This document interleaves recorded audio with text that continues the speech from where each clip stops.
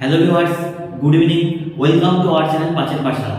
আজকে আবার একটি নতুন ভিডিও নিয়ে এসেছি, যে ভিডিওতে আমরা এসএসসি জিডি প্রিভিয়াস ইয়ারের ম্যাথ প্র্যাকটিস করব। এর আগের দিন গতকাল তো একটা প্র্যাকটিস সেট আমরা করেছিলাম, আজকেও আবার নতুন একটা প্র্যাকটিস সেট নিয়ে এসেছি। এক্সাম খুব সামনে 20 তারিখ থেকে শুরু হচ্ছে, সেই জন্য তোমরাও জোর কদমে প্র্যাকটিস করো। আজকে যে শিটটি আমরা আলোচনা করব সেটা হচ্ছে আমাদের 25শে জানুয়ারি 2023-এ। এটাও সেকেন্ড শিফটের কোশ্চেন। 25 জানুয়ারি 2023 এর সেকেন্ড শিফটের কোশ্চেন।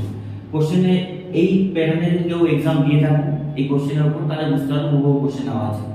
দেখো প্রথম কোশ্চেন কি বলেছে, জিআরটি বিলে 30%, প্রথমে 30%, তারপরে 10% ছাড় পান, তিনি মোট কত ছাড় পেয়েছে?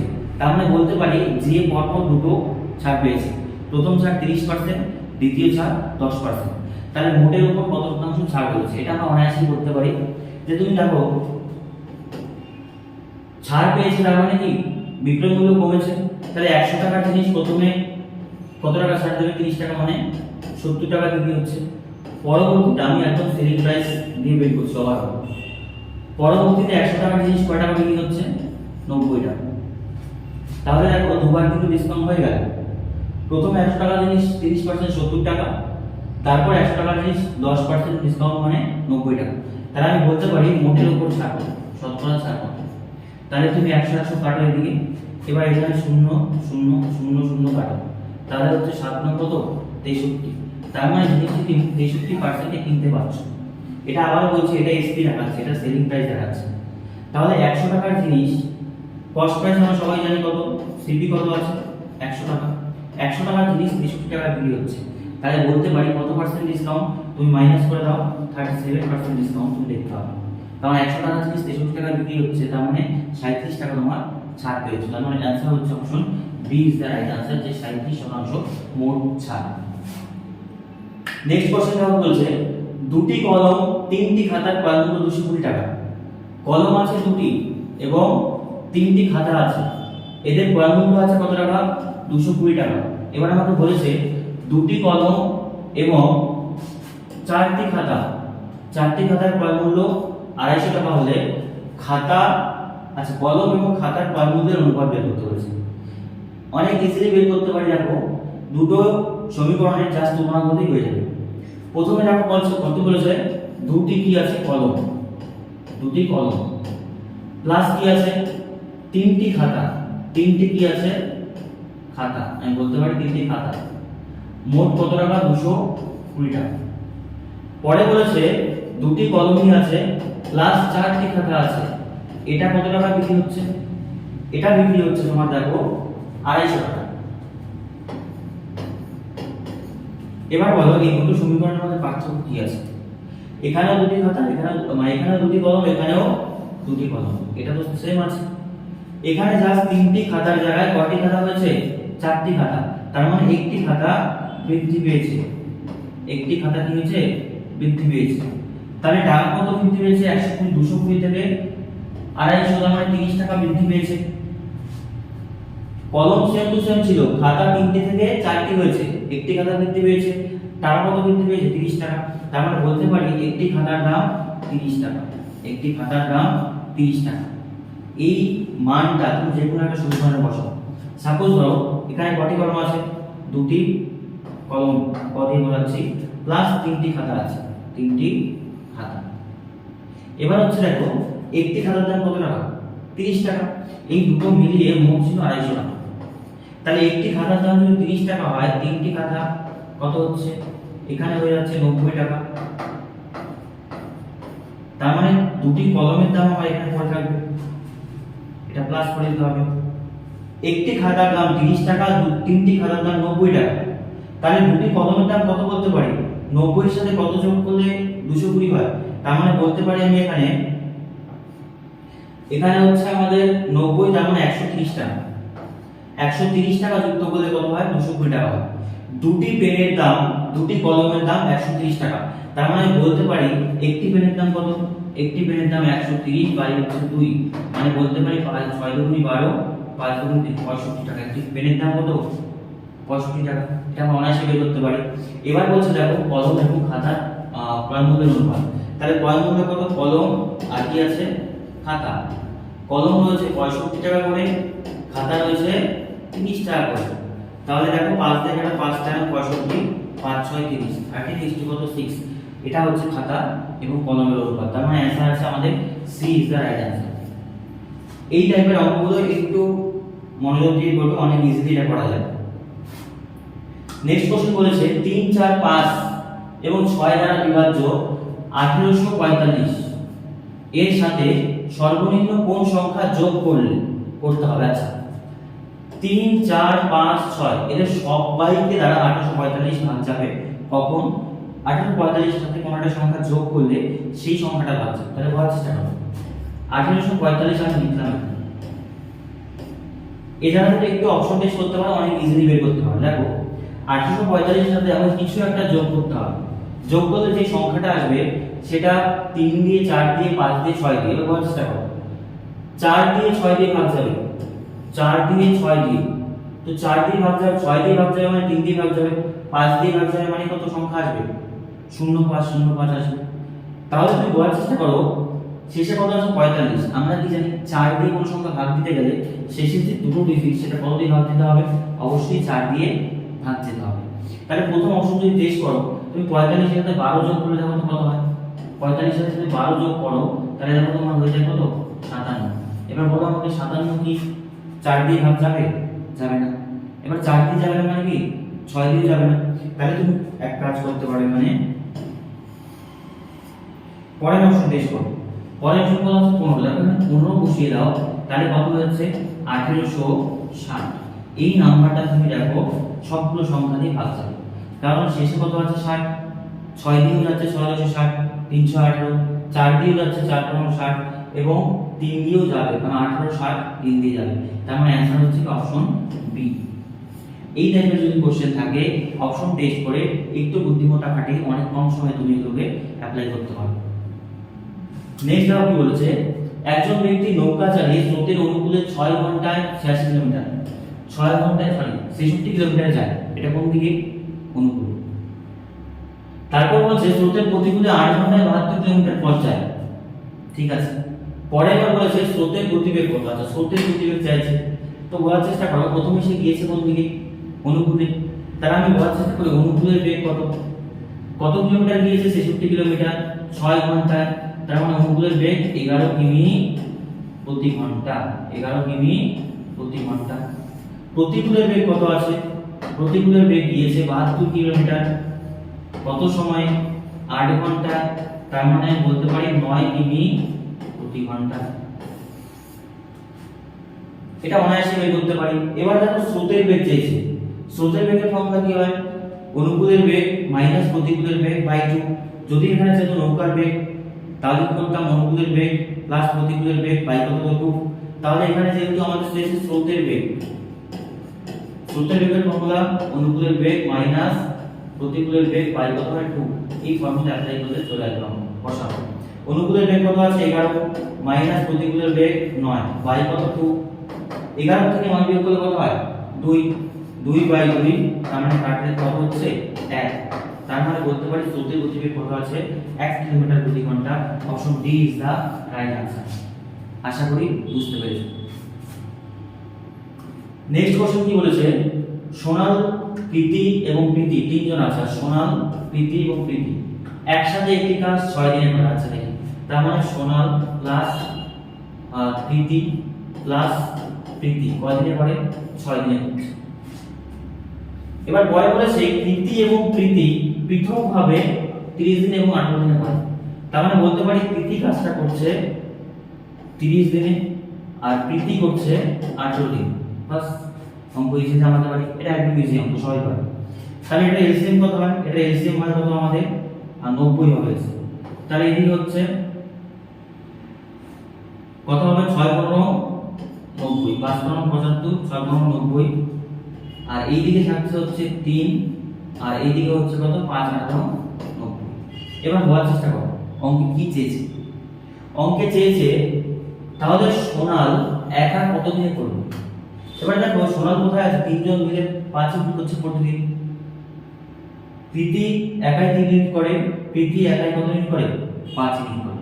তাহলে সোনালী, প্রীতি তিনজনে মিলে 15 ইউনিট করছে, সেখান থেকে যদি আমি প্রীতি আর প্রীতিটা বাদ দিয়ে দিই তাহলে কার ইউনিট পড়ে থাকে? সোনালী ইউনিট। তাহলে তিনজনে মিলে করছে 15 ইউনিট, সোনাল প্লাস প্রীতি প্লাস কত? প্রীতি, তিনজনে মিলে করছে 15 ইউনিট। এবার এখানে প্রীতি আর প্রীতিটা যদি বাদ দিয়ে দিই তাহলে অঙ্ক শেষ।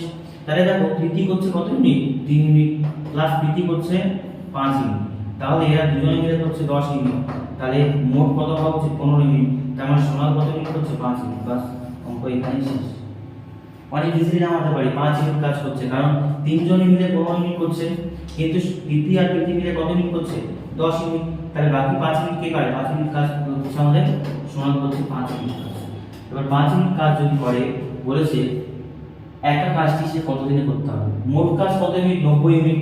তাহলে 90 ইউনিট কাজ প্রত্যেক দিন সে কত ইউনিট করে? 5 ইউনিট কাজ করে। তার মানে আচ্ছা অ্যানসার এটা দিয়ে দেওয়া আছে, ভাগ করে বলো 5 আর 90, তার মানে option C is the right answer. এটা অনেক ইজিলি করতে পারতাম আমরা। নেক্সট কি বলেছে? একটি নির্দিষ্ট বছরে প্রথম বছর 4 মাসে বিপিনের গড় মাসিক ব্যয় ছিল 6250 টাকা। আমরা একটু ভালো করে পড়ব। পরবর্তী 4 মাসে 6500 টাকা। বছরে বার্ষিক, আচ্ছা বছরে বাকি মাসগুলিতে সে কত টাকা ব্যয় করে? x টাকা ব্যয় করে। তবে বলেছে যদি তার বছরে মোট সঞ্চয় হচ্ছে 15000 টাকা এবং তার মাসিক বেতন হচ্ছে 9600 টাকা, তাহলে বলেছে x এর মান আমাকে বের করতে। একটু ভালোভাবে পড়ো, অঙ্কটা ইজি অঙ্ক, কঠিন না, ঘাবড়ানোর কিছু নেই। সে বছরে 3টা পার্টে তার ইনকাম দেওয়া আছে। প্রথম বলছে 4 মাসে বিপিনের গড় মাসিক ব্যয় আছে। বোঝার চেষ্টা করো, প্রথম 4 মাসে প্রতি মাসে 6250 টাকা সে ব্যয় করে। এটা 4 মাসের না, প্রত্যেক মাসে।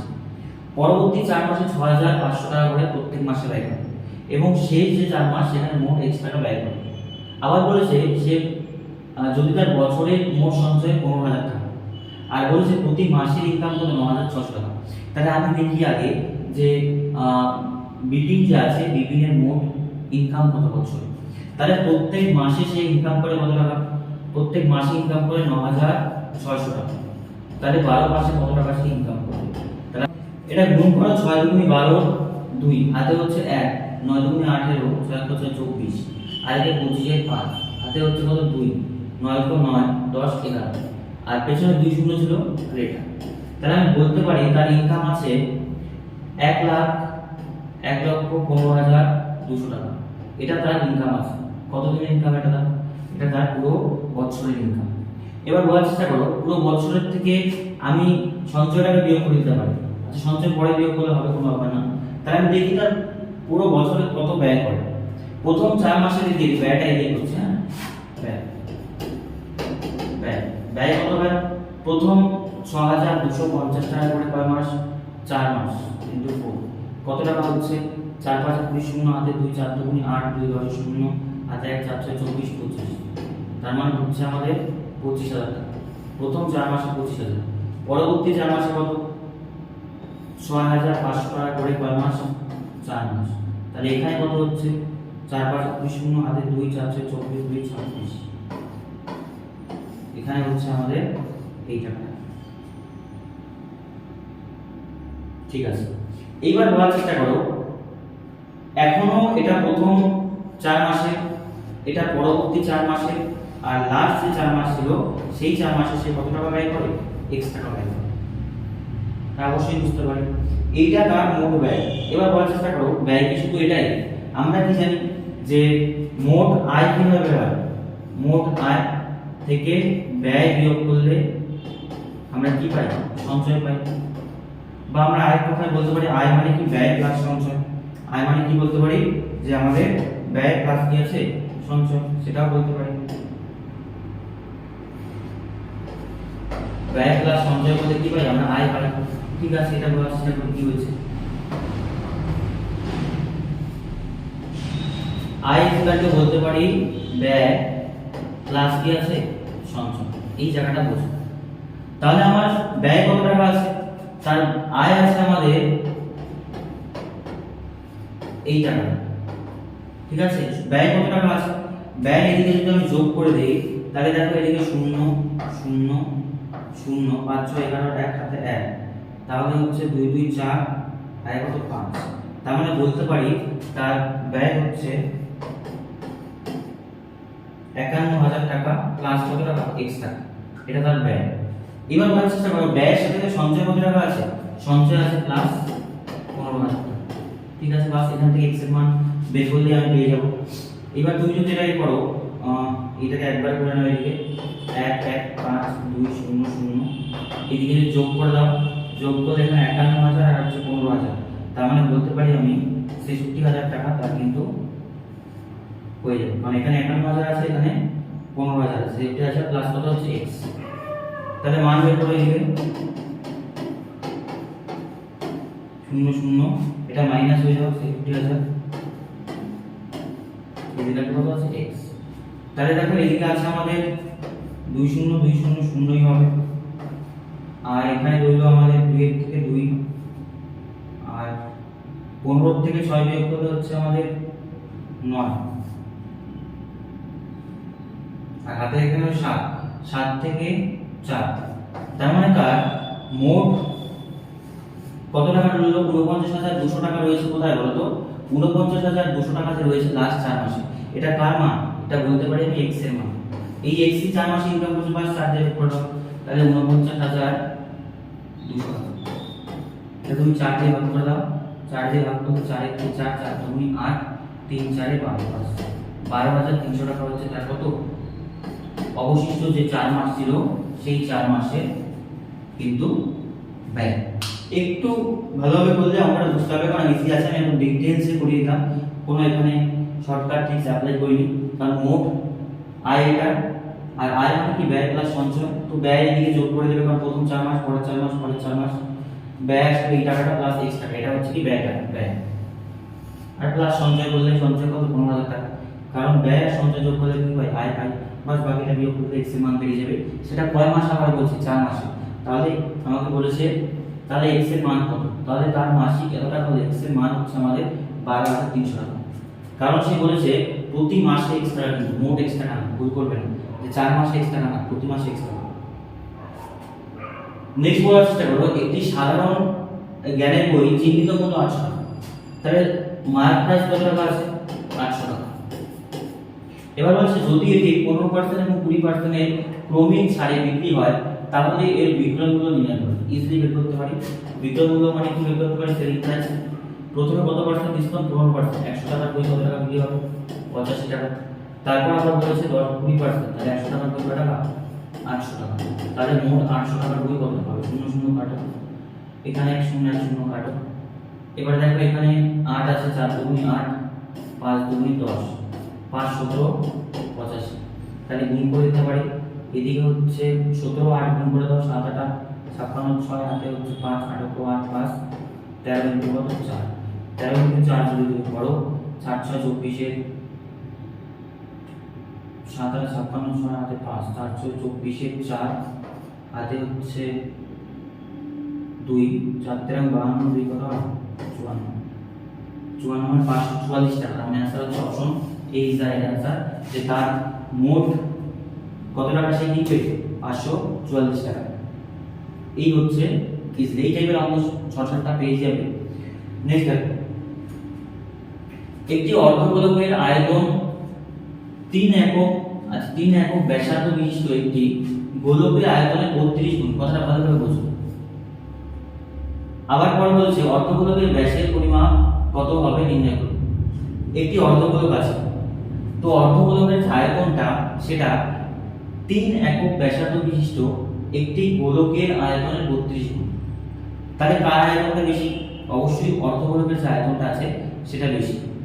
গোলকটা যে আছে গোলকের 3 একক ব্যাসার্ধ বিশিষ্ট গোলক তার 32 গুণ। আচ্ছা বলা যাচ্ছে কেন, তাহলে আমরা জানি অর্ধগোলক যে আছে অর্ধগোলকের আয়তনের ফর্মুলা কি হয় 2/3 পাই আর কি, এটা অর্ধগোলক। এবার যদি গোলক যায় তাহলে গোলকের আয়তনের ফর্মুলা কি হয় আমরা সবাই জানি 4/3 পাই আর কি। এই ব্যাপারটা তোমাকে একটু বুঝতে হবে, কারণ আবার বলেছিলাম পরিমিতি একটু প্র্যাকটিস করে যাও অনায়াসে পারবে। এবার বলার চেষ্টা করো, আমি বলতে পারি যে গোলকের আয়তনটা বের করো, কারণ গোলক দেখো 3 একক ব্যাসার্ধ, এখান থেকে বের করতে পারি আমি 4 বাই কত আছে 3 ইনটু পাই আর কিউব মানে কত 3, 3 এর উপরে কিউব হবে, তাহলে কত হচ্ছে 4 বাই 3 ইনটু পাই ইনটু 3 এর কিউব কত 27, তার মানে আচ্ছা 3 দিয়ে যায়, 3 9 27, তার উপরে উপরে গুণ করলে 4 9 36 পাই। এটা কি বলতো, এটা গোলকের আয়তন, কারণ কাটাকাটি করে কত আসবে 36 পাই। এবার অঙ্কটা বোঝো, গোলকের যে আয়তনটা আছে সেই আয়তনের থেকে 32 গুণ কে আছে অর্ধগোলকের আয়তন, তাহলে সমাধান যখন করব আমি বলতে পারি অর্ধগোলকের আয়তন 2 বাই কত আছে 3 পাই আর কিউব ইকুয়াল টু, কারণ এটা বড়, এটার থেকে এটা 36 গুণ 32 গুণ ছোট বলতে পারি, তাহলে আমি বলতে পারি এটা সাথে 32 গুণ করে দেব, 32 ইনটু 36 পাই। এই জায়গাটা একটু বড় চেষ্টা করতে দিবা, কারণ আমরা কি করব দুই সাইড ইকুয়েশন সমান করব, তাহলে এটা বড় তাহলে 32 এর সাথে গুণ করে দেব। এবারে আমাদের কি চেয়েছে, তো অর্ধগোলকের ব্যাসের পরিমাণ, অর্ধগোলক ব্যাস মানে অর্ধগোলক এটা চেয়েছে আর কিউব, তাহলে তুমি যদি আর কিউব কে আলাদা করে নাও তাহলে এদিকে থাকবে কত 32 ইনটু 36 পাই আর নিচে কত থাকছে দেখো, নিচে থাকছে হচ্ছে আমাদের 2 বাই 3 ইনটু কত পাই, তাহলে তুমি পাই বাই কেটে দাও, এবার এটা আর কিউব যা আছে তুমি লিখে দাও, তাহলে হচ্ছে 32 ইনটু কত আছে 36, এবার এটা উল্টে দাও, উল্টে দিলে কত হচ্ছে 2 বাই কত হচ্ছে, আচ্ছা 3 বাই কত হচ্ছে 2, তাহলে উল্টে যাবে, এটা 3 বাই কত 2 হবে,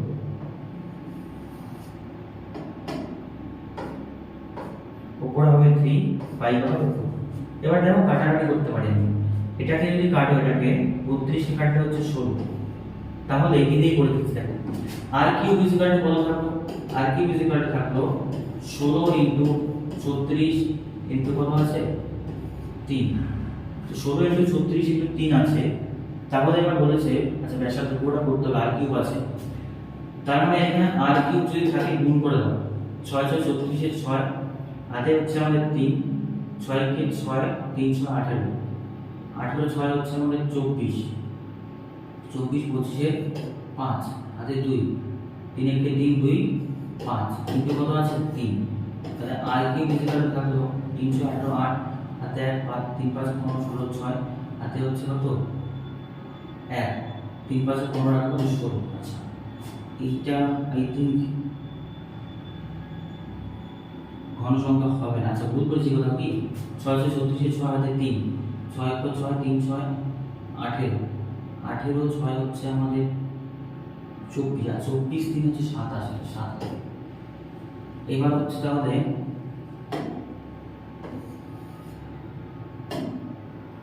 318 8 হাতে 1 3 7 21 22 এর 2 হাতে 2 3 5 15 17 28, 1728 কিন্তু আমাদের ঘন সংখ্যা, তো এটা 1728 এর যদি ঘন গুণ করো তাহলে এটা আমরা সবাই জানি যেটা কত হয় 24 হয়, 1728 এর ঘন গুণ কত হয় 24, তার মানে অর্ধগোলক যে রয়েছে সেই অর্ধগোলকের ব্যাসের আয়তন কত হচ্ছে বলো তো 24 একক, কারণ এখানে সেন্টিমিটার বা ঘনমিটার দেওয়া নেই, 24 একক।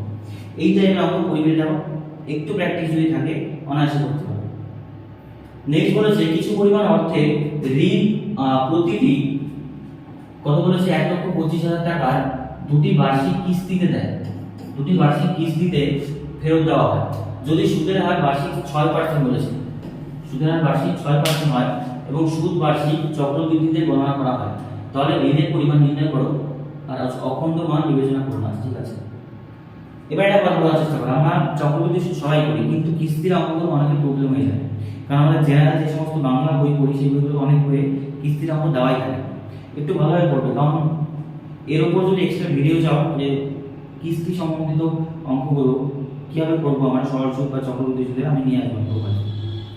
প্রথম কথা বলার চেষ্টা করো, আমি এটা পড়িয়ে দিচ্ছি মোটামুটি যতটুকু বুঝতে পারো, যদি ডিটেলসে ভিডিও চাও আমি দিয়ে দেবো, কিন্তু এটা প্র্যাকটিস ক্লাস হচ্ছে, এখানে মতো ডিটেলসে কথা হবে, একটু দেখে নেবে, আশা করি পারবে। প্রথম কথা, প্রত্যেকটা কিস্তি কত টাকা হয়, প্রতি কিস্তি 1,25,000 টাকা, 6% হারে, তাহলে আমি রেট অফ ইন্টারেস্ট যেটা আছে 6% হারে, 6% আমরা কি জানি, এটা যদি প্রিন্সিপাল হয় এটা অ্যামাউন্ট হয়ে যাবে, তাহলে 100 টাকা থাকলে কত টাকা হয়ে যাবে 106 টাকা হয়ে যাবে, সবাই জানি।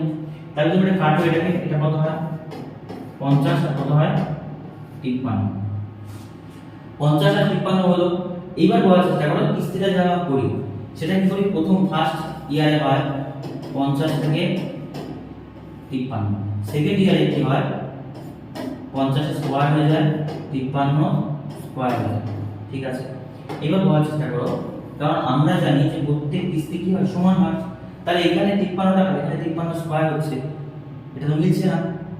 তাহলে আমরা কিস্তির ক্ষেত্রে কি করি, প্রত্যেকটা কিস্তি সমান করি, তার মানে এটাকে গুণ করব কত দিয়ে 53 দিয়ে, তাহলে আসলটা গুণ হবে কত দিয়ে 53 দিয়ে। বাস, এইবার যেটা আসবে তাহলে এই দিকেরটা হবে আমাদের প্রিন্সিপাল আর এই দিকেরটা হবে আমাদের অ্যামাউন্ট। একটু বোঝার চেষ্টা করো, 53 স্কয়ার করতে হয় পরের বছরের জন্য, তারপরের বছরের জন্য কিউব করতে হবে। এবার প্রত্যেক কিস্তি যদি সমান হবে, কারণ এই 53 টাকা দিতে হচ্ছে 53 × 53, তাহলে এখানেও কি হবে প্রথম বছর 53 × 53, কিন্তু এদিকেও 53 গুণ করে দেখো প্রথম অ্যামাউন্টটা মানে প্রিন্সিপালটা কম হবে। এবার তুমি গুণ করো, এই দিকে যদি গুণ করো 53 53 গুণ করলে হচ্ছে আমাদের প্রথম ইনস্টলমেন্ট বোঝার চেষ্টা করো, 3 থেকে হচ্ছে 9 আর 3 5 15, 3 5 15, 15 15 30 0 হাতে কত 3, 5 5 25 3 28, তার মানে 2809 টাকা প্রথম বছর, এটা থেকে আসলো 2809 টাকা। তাহলে পরের বছর কিস্তি কত টাকা হবে 2809 টাকা। ঠিক আছে, আচ্ছা অঙ্কে তো পরের বছর চাইনি কারণ কিস্তি দেওয়া আছে, তাহলে আমরা এত কিছু করার দরকার নেই, জাস্ট একটা কিস্তি বের করি। কিস্তি বলেছে 2809 টাকা। এবার বোঝার চেষ্টা করো, তাহলে বলেছে বার্ষিক ঋণের পরিমাণ কত আছে, তাহলে প্রথম বছরে 50 × 53 মানে কত টাকা হচ্ছে, এদিকে প্রথম বছরে কত, এই গুণটা আমি করব, এই গুণটা করলে 3 5 15 5 হাতে 1 5 5 25 আর 26, 2650 টাকা, 50 স্কয়ার করে 25 টাকা। তার মানে আজ দরকার আছে এখানে দুটো প্রত্যেকটা কিস্তি এলো, তাহলে বলছে মোট ঋণ তো, তাহলে এখানে হচ্ছে আমাদের 0 5 5 6 11, এটা হচ্ছে মোট ঋণ 5150 টাকা। কারণ মোট ঋণ মানে কি, প্রথম মাসের প্রিন্সিপাল, প্রথম বছরের পরের বছর প্রিন্সিপাল, দুটো প্রিন্সিপাল যোগ করলেই হবে, কিন্তু কিস্তি দেখো 2809 টাকা প্রত্যেক বছর হয়।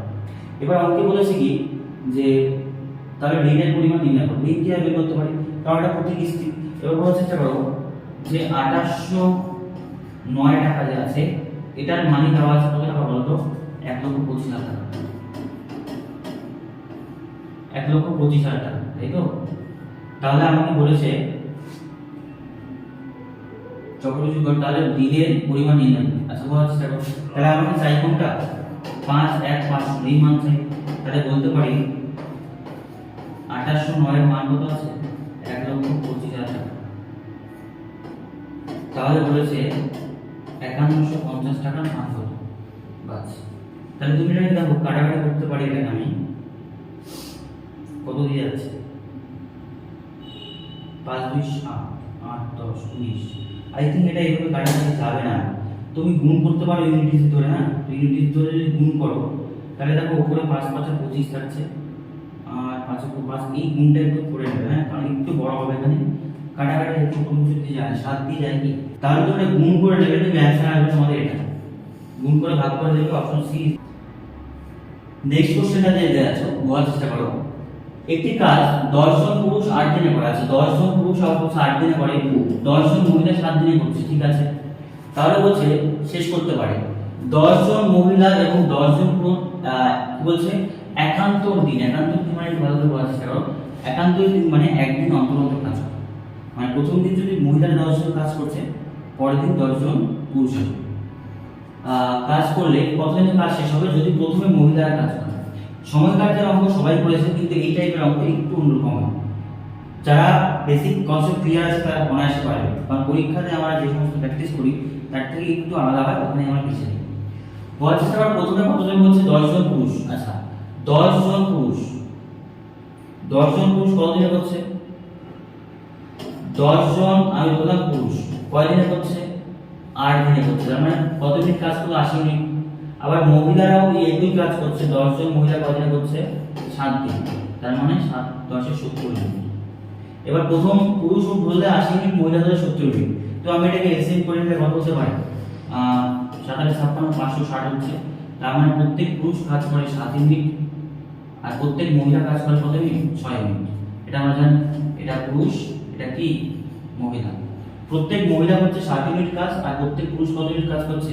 6 ইউনিট কাজ। এবার বলার চেষ্টা করো, প্রথমে বলেছে 10 জন মহিলা কাজ করছে, তো বলার চেষ্টা করো 10 জন মহিলা যদি কাজ করে কত কত ইউনিট কাজ করবে? 10 জন মহিলা, 10 জন মহিলায় প্রত্যেক মহিলা 6 ইউনিট কাজ করে, 6 10 কত?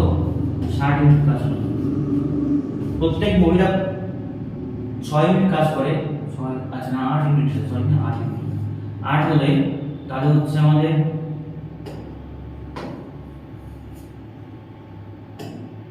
8 10 80 ইউনিট কাজ করবে। মহিলারা মিলে কত ইউনিট কাজ করছে? 80 ইউনিট কাজ কিন্তু তারা করছে। এবার 10 জন পুরুষ কতজন কাজ করছে? 10 জন পুরুষ কাজ করছে, প্রত্যেক পুরুষ 7 ইউনিট কাজ করে, তার মানে 70 ইউনিট কাজ করে। কারণ 10 জন মহিলা 10 জন পুরুষ একসাথে করছে, তাহলে মহিলারা 10 জন প্রথম দিন 80 ইউনিট, পরের দিন 70 ইউনিট, তার মানে মোট বলতে পারো 150 ইউনিট কাজ হচ্ছে। কত দিনে বলো? 2 দিনে। কারণ কেন বলছে একদিন অন্তর অন্তর আসে, প্রথম দিন মহিলা পরের দিন পুরুষ, তাহলে আমি বলতে পারি 2 দিনে কত ইউনিট কাজ হবে? 150 ইউনিট কাজ কিন্তু তারা করবে। এবার এখান থেকে অঙ্কটা একটু করার চেষ্টা করো। 2 দিনে যদি 150 ইউনিট কাজ করে তাহলে মোট কাজ কত দিন হবে? মোট কাজ 560 ইউনিট। আমি দেখি 2 দিনে হচ্ছে 150 ইউনিট, তাহলে 4 দিনে হচ্ছে আমাদের 300 ইউনিট, 6 দিনে হচ্ছে আমাদের 450 ইউনিট। দেখো 450 ইউনিট কিন্তু হয়ে গেছে অলরেডি 6 দিনে। এবার যেহেতু আমি জোড়াতে নিচ্ছি, তার মানে আমার প্রথমে কি আসবে? মহিলা। মহিলারা এসে 7 নম্বর দিনে আর কত ইউনিট কাজ করবে? 450 প্লাস কত ইউনিট? 80 ইউনিট। তার মানে কাজ হয়ে গেল আমাদের 530 ইউনিট কাজ কিন্তু হয়ে গিয়েছে অলরেডি। কয় নম্বর দিনে? 7 নম্বর দিনে। এবার বলার চেষ্টা করো কাজ এখন বাকি আছে কত? 560 ইউনিট কাজ। কাজ হয়েছে কত? 530 ইউনিট, তার মানে আরো 30 ইউনিট কাজ বাকি আছে। এই 30 ইউনিট কাজ কে করবে বলো? পুরুষরা করবে। কারণ পুরুষরা কত ইউনিট কাজ করে? 10 জন পুরুষ আসবে 80 ইউনিট, তার মানে 10 জন পুরুষ করছে আমাদের 8 দিন, তাই তো? তার মানে 80 ইউনিট কাজ হচ্ছে। আচ্ছা, প্রত্যেক পুরুষ করে 7 ইউনিট কাজ, ঠিক আছে। তাহলে 10 জন পুরুষ করবে আমাদের 70 ইউনিট কাজ। কত ইউনিট কাজ? 70 ইউনিট কাজ। তাহলে তুমি শূন্য শূন্য কেটে দাও, তার মানে বলতে পারি 3 এর 7। তার মানে এখানে 7 দিন হচ্ছে, 7 দিনের পরে আরো 3 এর 7 ইউনিট কাজ তারা করবে। 7 দিনের পর 30 60 ইউনিট কাজ কি হবে? পুরুষের। তার মানে অ্যানসার হচ্ছে 7 সমান 30 60। Option B is the right answer. এই কোশ্চেনটাও কিন্তু মডারেট লেভেলে রাখতে পারো, কারণ এই টাইপের কোশ্চেন দিলে আমাদের এক্সামে দেখবে একটু ক্যালকুলেটিভ হয়ে যায় আর একটু তালগোল বাকি যায়। তো আজকের ভিডিওটি এই পর্যন্ত রাখছি। এরপরে যদি আরো তোমরা প্র্যাকটিস ভিডিও চাও তাহলে সেটাও নিয়ে আসবো। আর যদি চাও যে ম্যাথের উপর যে একটু অ্যানালাইটিক্যাল ভিডিও, কোন চ্যাপ্টার থেকে কতটা আসছে, তার পার্সেন্টেজ কত আছে, তো সেই অনুযায়ী আমি একটা ভিডিও আশা করি নিয়ে আসবো। এবং ভিডিও শেষ পর্যন্ত দেখার জন্য সবাইকে অসংখ্য ধন্যবাদ।